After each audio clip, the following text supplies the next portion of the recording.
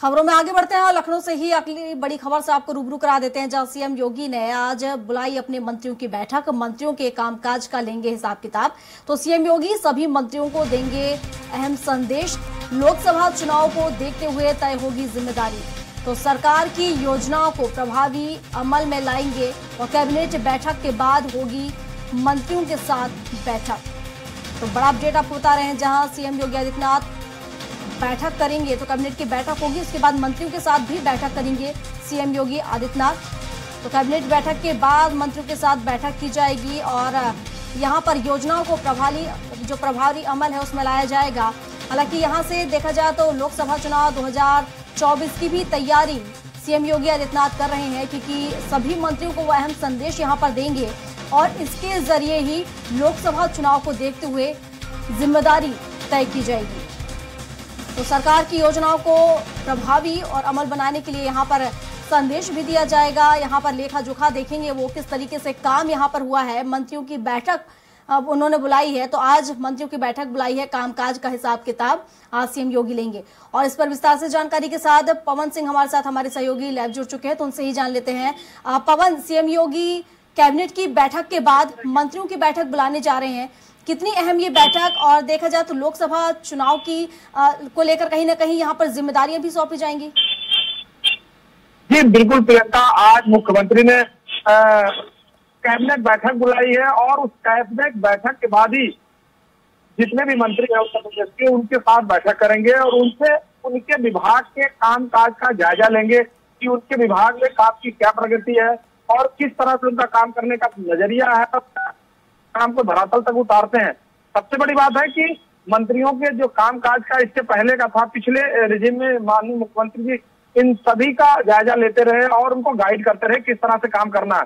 सबसे बड़ी बात है कि ये सामने 2024 में पार्लियामेंट्री इलेक्शन है, उस इलेक्शन को देखते हुए मुख्यमंत्री सभी मंत्रियों से उनके विभाग का जो काम काज का स्थिति है वो जानेंगे और इसके बाद किस तरह से हमको आगे इम्प्लीमेंट करना है, काम को धरातल तक ले जाना है, लोगों तक पहुंचाना है और सरकार की जो नीतियां हैं, सरकार की जो योजनाएं हैं, इसको किस तरह से इम्प्लीमेंट किया जा रहा है और उसमें जो कमियां रह गई हैं उसको लेकर के समीक्षा करेंगे, गाइडलाइन देंगे इसको आगे किस तरह से किया जाए। क्योंकि अभी इससे पहले जो 2024 का चुनाव है वो ठीक सामने प्रभावित करेगा। जो भी क्रियाकलाप इस समय हो रहे हैं, चाहे वो मंत्री हो, अधिकारी हो, सारी जिम्मेदारी मुख्यमंत्री और प्रदेश की सरकार की होती है। इसको लेकर के मुख्यमंत्री आज इनको सभी को आमंत्रण देंगे कि किस तरह से आगे गाइडलाइन दिया जाए। और सबसे बड़ी बात है, आज जो कैबिनेट बैठक हो रही है उसमें करीब 36 से ज्यादा प्रस्तावों पर चर्चा होने की संभावना है। इस कैबिनेट बैठक में उत्तर प्रदेश शिक्षा सेवा चयन आयोग की नियमावली, निजी क्षेत्र के 3 निजी विश्वविद्यालयों के आशय पत्र जारी करने, यूपी के एकड़ों में समूह घा के कार्मिकों के कृषि विभाग में विभिन्न विभागों से समायोजित करने सहित करीब 26 से ज्यादा प्रस्तावों पर चर्चा होने की संभावना है। सूत्रों की बात करें तो राजस्व निरीक्षकों के नए तहसीलदार पद पर पदोन्नति के लिए उत्तर प्रदेश अधीनस्थ राजस्व कार्यपालक नए तहसीलदार सेवा नियमावली में तृतीय संशोधन की प्रस्ताव के साथ मंजूर किया जा सकता है।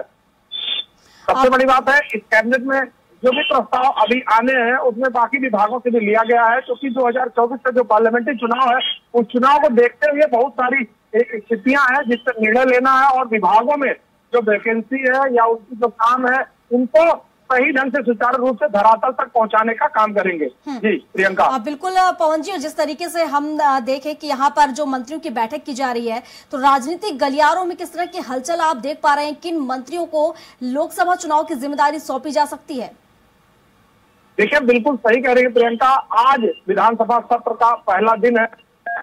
इससे पहले मुख्यमंत्री मंत्रियों की बैठक ले रहे हैं, उनके विभागों का जायजा लेंगे और सदन में किस तरह से जो है इन लोगों को अपनी बात रखनी है इसको लेकर के भी बात करेंगे और पार्लियामेंट्री चुनाव को लेकर के सभी मंत्रियों को, सभी विधायकों को, सभी जितने भी जिम्मेदार कार्यकर्ता हैं, सरकार के नुमाइंदा हैं, सबको यह जिम्मेदारी दी जाएगी कि सरकार को किस तरह से पेश आए कि 2024 का पार्लियामेंट्री इलेक्शन में विजय घोषित हो।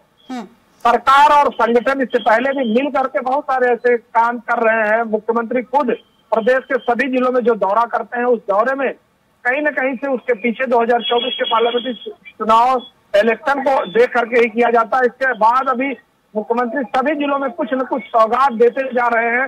वो इस उम्मीद से कि लोगों तक ये सौगात उनकी पहुंचेगी, जिसका लाभ 2024 के पार्लियामेंट्री इलेक्शन में तुरंत मिलेगा। शुक्रिया पवन जी आपका तमाम जानकारियों के लिए।